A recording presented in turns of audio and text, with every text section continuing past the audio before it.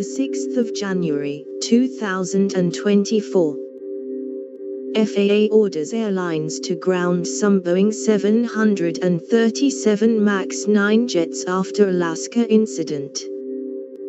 An Alaska Airlines plane made an emergency landing at the Portland, International Airport on Friday after losing a chunk of its body, terrifying passengers.